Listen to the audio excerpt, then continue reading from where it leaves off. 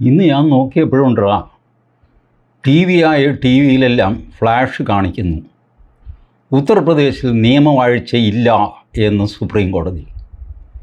ഇങ്ങനെ പോയാൽ കർശന നടപടിയെടുക്കും എന്ന് സുപ്രീം കോടതി. പലതവണ മുന്നറിയിപ്പ് കൊടുത്തതാണ് എന്ന് സുപ്രീം കോടതി. ഞാൻ വിചാരിച്ചടാ ഇതെന്ത് പറ്റി, നിയമവാഴ്ച ഇല്ലാതെയാവുക എന്നൊക്കെ പറഞ്ഞു കഴിഞ്ഞാൽ സർവത്ര അരാജകത്വമല്ലേ. യോഗി ആദിത്യനാഥിനെ പോലെ കഴിവുള്ള ഒരു മുഖ്യമന്ത്രി ഇരിക്കുമ്പോൾ അവിടെ അരാജകത്വം നടമാടുന്നത് എങ്ങനെ? ഇതിൻ്റെ ഡീറ്റെയിൽസ് എന്താണ് എന്ന് ടി വിക്കാരോട്ട് പറയുന്നുമില്ല. ഒടുവിൽ ഞാൻ വാർത്തകളൊക്കെ തപ്പി വെബ്സൈറ്റുകളൊക്കെ നോക്കി, സുപ്രീം കോടതിയുടെ വെബ്സൈറ്റിൽ നോക്കി. ഒരു കമൻറ്റും ഇല്ല, ഒരു ഓർഡറും ഇല്ല, ടെമ്പററി ഓർഡറും ഇല്ല, ഒന്നും കാണുന്നില്ല. പക്ഷേ വാർത്തകളിൽ നിന്ന് ഒരു കാര്യം എനിക്ക് മനസ്സിലായി, സുപ്രീം കോടതി ഈ അടികളൊക്കെ അടിച്ചിട്ടുണ്ട്.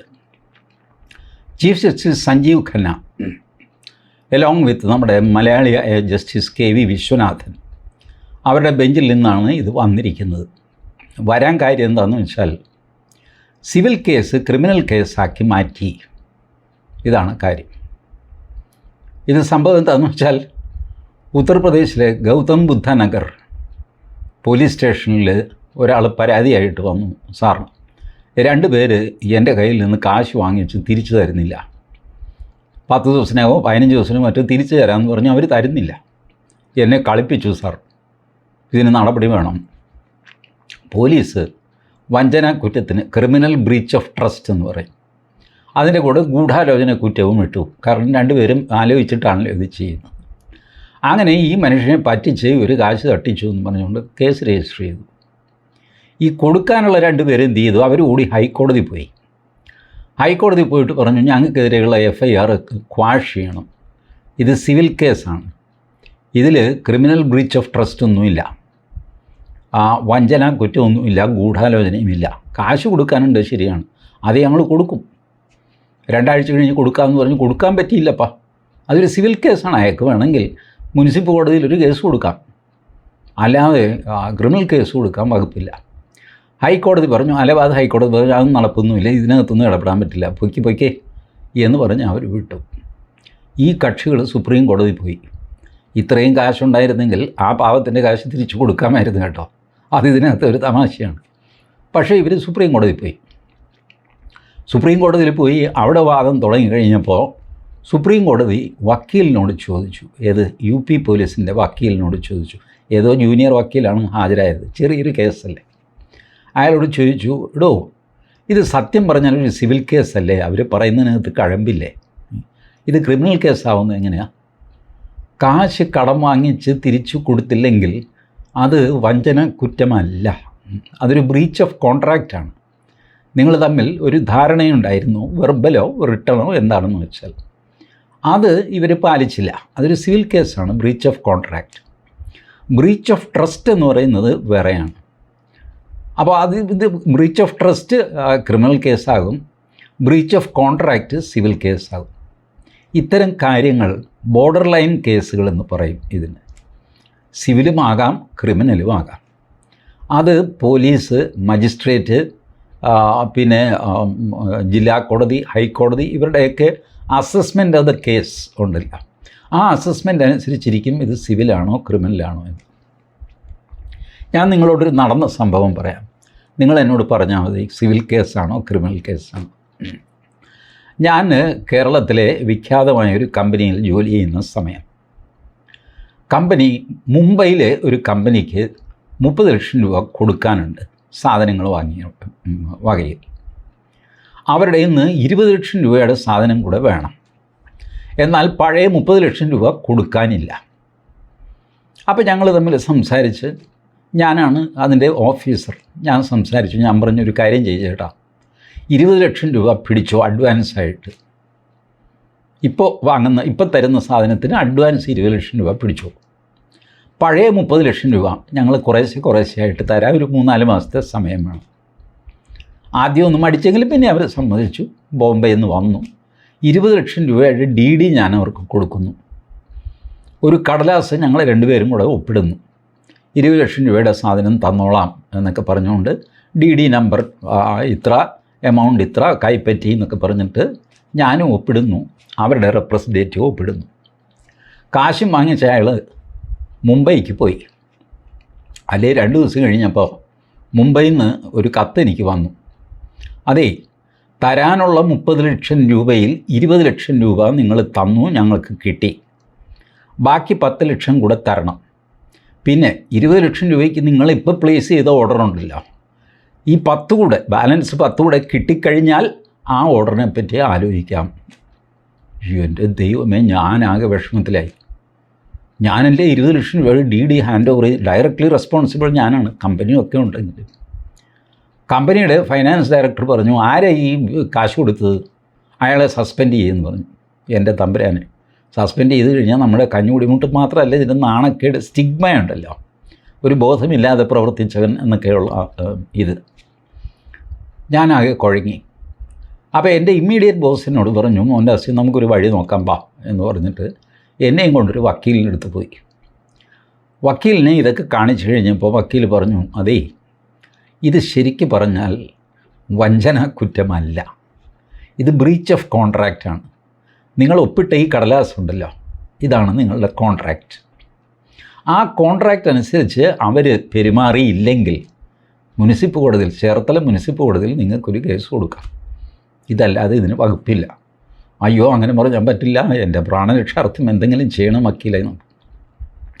വക്കീൽ പറഞ്ഞു, ഞാനൊരു കാര്യം ചെയ്യട്ടെ, ഇത് വഞ്ചനാ കുറ്റം IPC 420, പിന്നെ പറഞ്ഞ് ഈ ഗൂഢാലോചന 120B ഒക്കെ ഇട്ടിട്ട് നമുക്ക് മജിസ്ട്രേറ്റ് കോടതിയിൽ ഒന്ന് ആർഗ്യൂ ചെയ്യാം.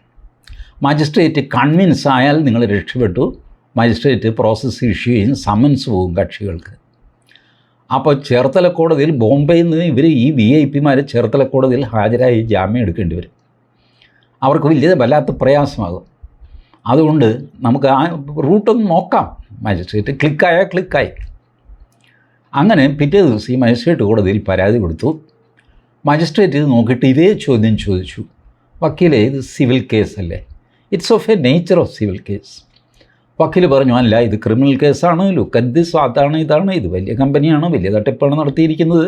ഈ ഓഫീസർ ഉത്തമ വിശ്വാസത്തിൽ അവരെ ഏൽപ്പിച്ച് DD സാധനം അവർ തരണ്ടേ, ഹൂ എന്നൊക്കെ പറഞ്ഞ് ഇല്ലാത്ത ആവതായും ബഹളമൊക്കെ നടത്തി. മജിസ്ട്രേറ്റ് പറഞ്ഞു, okay, let me admit this എന്ന് പറഞ്ഞു. അഡ്മിറ്റ് ചെയ്തിട്ട് കക്ഷികൾക്ക് സമൻസ് പോയി. ഈ മരുന്ന് ഫലിച്ചു. കക്ഷികൾ ചൂടായി, കാരണം ബോംബെയിൽ നിന്ന് വന്നിട്ട് ചേർത്തല വന്ന് ജാമ്യം എടുക്കണം. ഞാനതിൻ്റെ കൂടെ ഇൻഡയറക്റ്റ് ഒരു മെസ്സേജും കൊടുത്തു. ജാമ്യം എടുക്കാൻ വരുമ്പോൾ ഞാൻ കൂവാൻ ആളെ നിർത്തി ചേർത്തലയിൽ. ഞാൻ പഴയ ചേർത്തലക്കാരനാണല്ലോ, 10-15 പേരെ വിളിച്ചിട്ട് ഞാൻ കൂവും നിങ്ങളെ എന്നൊക്കെ പറഞ്ഞ് അലമ്പായി. അന്നത്തെ ചെറുപ്പത്തിൻ്റെ ആ ഒരു ചൂടാണല്ലോ, അവനെ പിടിച്ചിട്ട് ബാക്കിയായിരുന്നു. ചുരുക്കി പറഞ്ഞ് ഇവരുടെ അടുത്ത കത്ത് വന്നു, ഞങ്ങളുടെ പഴയ കത്ത് അവഗണിക്കുക, please ignore our letter dated such and such. We will be delivering the material according to what you have deposited with us. 20 lakhs സാധനം ഞങ്ങൾ അയക്കാമെന്ന് പറഞ്ഞു. ഒരാഴ്ചയ്ക്കുള്ളിൽ സാധനം അയക്കുകയും ചെയ്തു. കേസ് അങ്ങനെ തീർന്നു. ഇപ്പം നിങ്ങൾ പറയുക, എൻ്റേത് ക്രിമിനൽ കേസായിരുന്നു, സിവിൽ കേസായിരുന്നു, എന്തുമാകാമായിരുന്നു. അത് ആ മജിസ്ട്രേറ്റിൻ്റെ, എൻ്റെ ദൃഷ്ടിയിൽ നോക്കിയാൽ മജിസ്ട്രേറ്റ് നല്ലവൻ, തങ്കപ്പെട്ട മനുഷ്യൻ. ക്രിമിനൽ കേസ് എടുത്തില്ല എന്ന് വെച്ചോ, കുടുങ്ങിയ മുനിസിപ്പൽ കോടതിയിലെ കേസ് എന്ന് പറഞ്ഞ് ഞാൻ 40 വർഷം ഇട്ട് ഇഴച്ചുകൊണ്ട് പോവാം. ഈ വക്കീൽ, ഈ UP പോലീസിൻ്റെ വക്കീൽ ഓർക്കാപ്പുറത്ത് പറഞ്ഞു, സാറേ, സിവിൽ കേസൊക്കെ പോയി കഴിഞ്ഞാൽ ഒരുപാട് സമയമെടുക്കും, ക്രിമിനൽ കേസാകുമ്പോൾ പെട്ടെന്നൊരു തീർപ്പുണ്ടാകുമല്ലോ, അതുകൊണ്ട് ചെയ്തതാണ്. ചീഫ് ജസ്റ്റിസ് അങ്ങ് തട്ടിക്കയറി പോക്കൃത്തരം കാണിക്കുന്നുള്ളൂ. ഫാസ്റ്റാക്കാൻ വേണ്ടി ഒരു സിവിൽ മാറ്റർ ക്രിമിനൽ മാറ്റർ ആക്കുന്നു. ഇത് UPയിൽ നിന്ന് കഴിഞ്ഞ 4 മാസത്തിനുള്ളിൽ 2ാമത് വരുന്ന കേസാണ്. അവിടെ നിയമവാഴ്ചയില്ല, തുടങ്ങി അങ്ങോട്ട് ബഹളം. ഇത് നമ്മൾ പണ്ട് ചേർത്തല മജിസ്ട്രേറ്റിന് മുമ്പിൽ തൊഴുതി പിടിച്ച് നിന്ന് അവതാ പറഞ്ഞ് മേടിച്ച കാര്യം ഇയാളിത് പറയാമോ?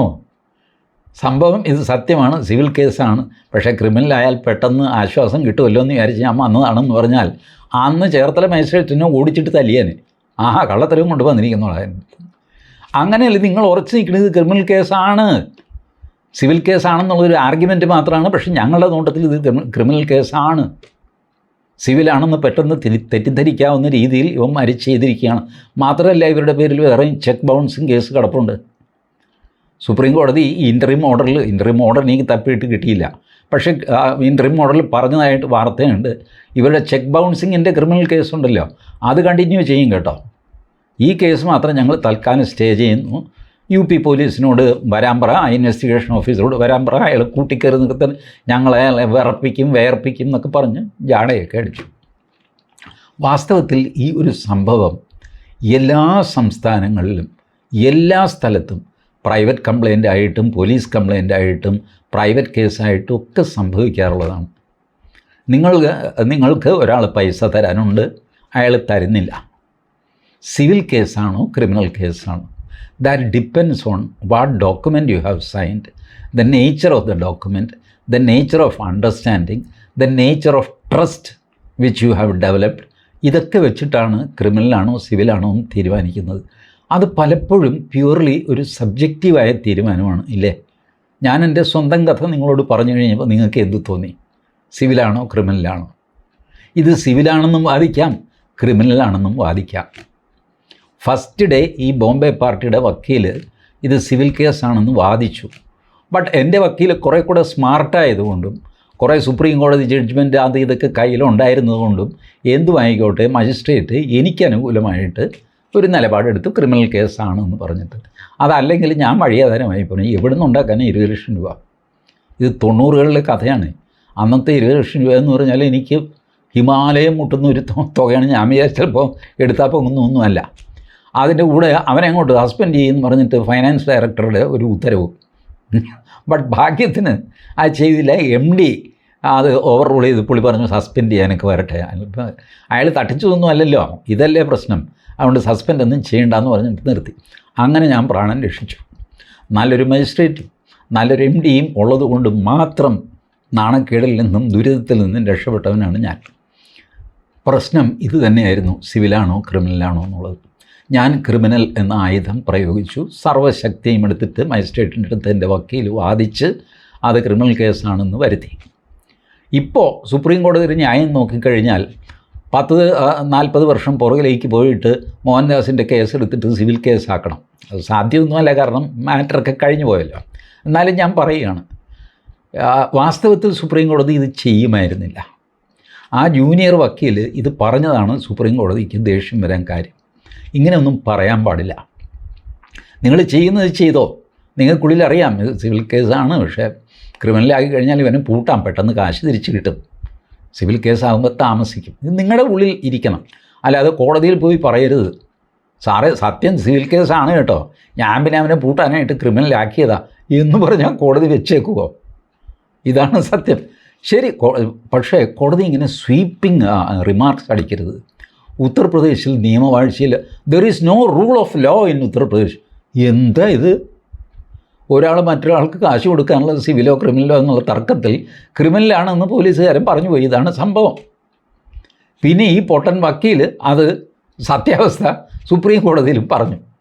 സുപ്രീം കോടതി ചിരിച്ചുകൊണ്ട് പറയേണ്ടതാണ്, വക്കീലെ സ്വന്തം കേസ് നശിപ്പിക്കരുത് കേട്ടോ, നിങ്ങളെന്താ പറയുന്നത് നിങ്ങൾക്ക് അറിയാമോ എന്ന് ചോദിച്ച് ആ കൊച്ചു വക്കീലിനെ ശാസിച്ച് വിടണം. അത്രയേ ഉള്ളൂ. അല്ലാതെ അതിക്കവിഞ്ഞുള്ള ഡയമെൻഷനൊന്നും ഇത്തരം കേസുകൾക്കില്ല. ചെക്ക് ബൗൺസിങ്, കാശ് കൊടുത്തു തന്നില്ല, വിളിച്ചില്ല, ഇങ്ങനെയുള്ള ഇത്രായിരം കംപ്ലൈൻറ്റ്. എന്താ ഉത്തർപ്രദേശിൻ്റെ വലിപ്പം, എന്താ ഭാരതത്തിൻ്റെ വലിപ്പം? എത്ര കേസുകളാണ്? അപ്പോൾ 5.5 കോടി കേസുകളോ മറ്റോ കെട്ടിക്കിടക്കുകയാണ് നമ്മുടെ ലോവർ കോടതിയിൽ. അപ്പോഴാണ് സുപ്രീം കോടതി ഇതുപോലത്തെ ഡയലോഗ് അടിക്കുന്നത്.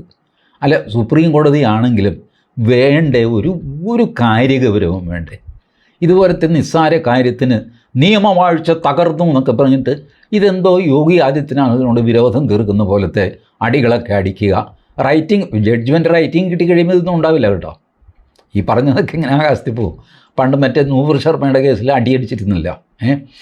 ഈ രാജ്യത്തെ സകല കുഴപ്പത്തിനും ഉത്തരവാദി നിങ്ങളാണെന്നൊക്കെ പറഞ്ഞിട്ട് പർദീപ് അലയും സൂര്യകാന്തും കൂടെ അലറി വിളിച്ച് അവരെ ഇപ്പോൾ കൊന്നുകളയെന്നുള്ള മട്ടിൽ ഭാവിച്ചു. പക്ഷേ സംഭവം എന്താ?